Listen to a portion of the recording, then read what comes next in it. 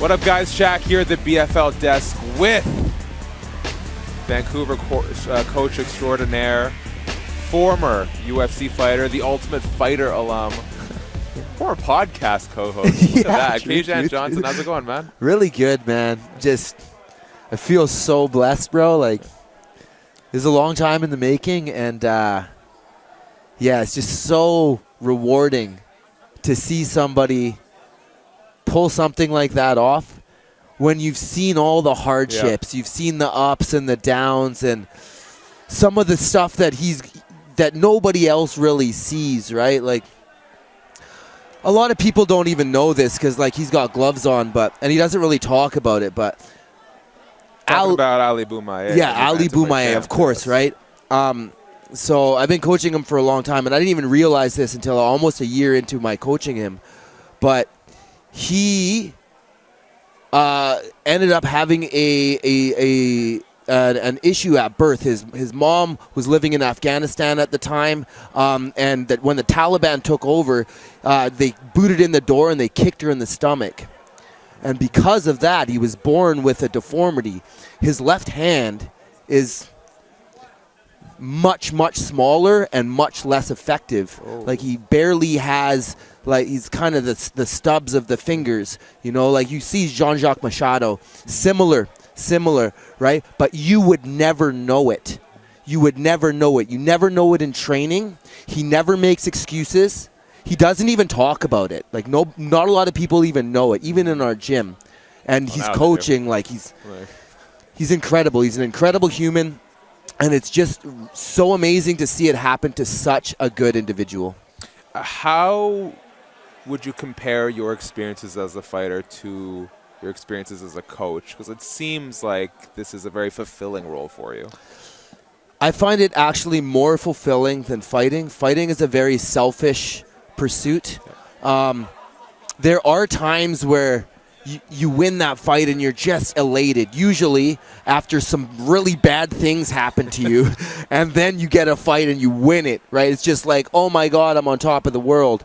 But other than those situations, when you win, it's mainly just relief. Like, okay, yeah, my life is still going in the right direction. I can pay rent, kinda, you know. But when you see somebody and you really put the work in to develop somebody, and you see them make the sacrifices that are necessary, and they just get better and better and better, and then they have hardships, and you see them overcome that, and then they attain something as prestigious as the BFL bantamweight title. There's almost no words. Like, it's hard for me not to get emotional about it. You know, it feels ever since George St. Pierre retired, and we've had some really remarkable Canadian fighters rise up.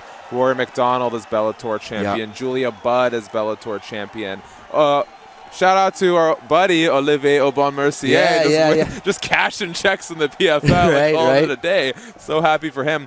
It does feel, though, like, especially in the UFC, Canadian fans are just like hanging on to whoever they can for hope. Mike Malott being the most recent example, looking for that next big Canadian star. For you, how promising is the landscape of Canadian MMA in the few years to come?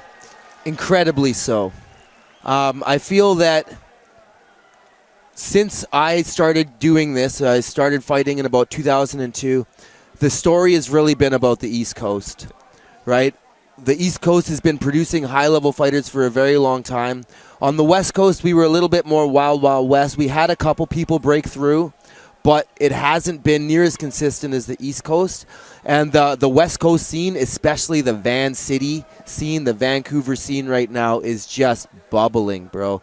All of the gyms here, like, our community is so fantastic.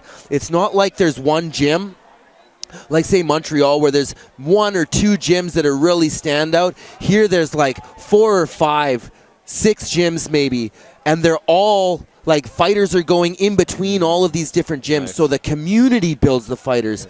Like, Ali, as amazing as that performance was, I didn't see him much this camp. I recently had a baby, so I haven't been able to be as hands-on, right? More of like a consultant to him, so helping him with the strategy and any problems that are arising in training, but I haven't been able to actually be hands-on with him.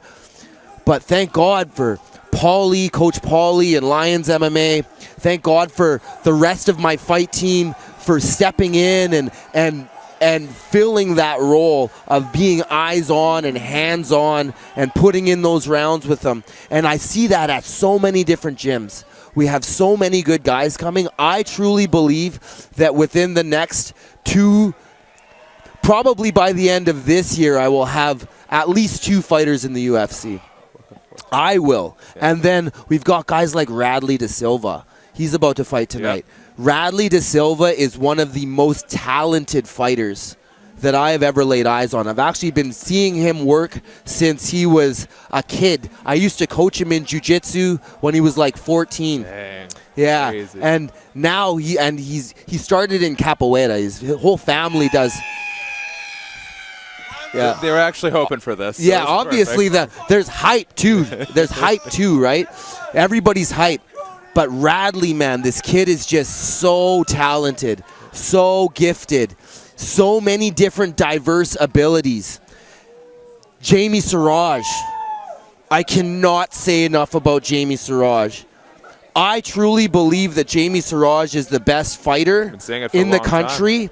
Signed, unsigned, doesn't matter. Best fighter in the country, pound for pound. I believe that he is the most likely candidate to be the GOAT of Canadian MMA. Oh. To surpass not be like George St. Pierre, to surpass the likes of George St. Pierre. This kid has been just giving his entire existence to MMA for 15 years, and he's not even 30. I started training him when he was 14. He started in MMA training when he was 14, not jiu-jitsu. He's doing everything all together. Fought his very first fight at 15 years old against a 19-year-old. Fought his second fight against a 21-year-old and then a 23-year-old. I threw him to the wolves. And he came back leading the pack. There's no one else like that kid on the planet. Canadian MMA and Western Canadian MMA is going to go down in history. No one understands what's happening in the scene right now. I don't even know why I'm here. No better way to explain to you folks why you should be checking out BFL. Radley De Silva, he is in our main event fighting interim featherweight champion Maxime Soucy. Kajan, it's always a pleasure, man. Congratulations on everything. Thank you. Also, this man kills it on YouTube. Go follow TriStar. Check out the TriStar Gym West Coast channel and the gym. Come die.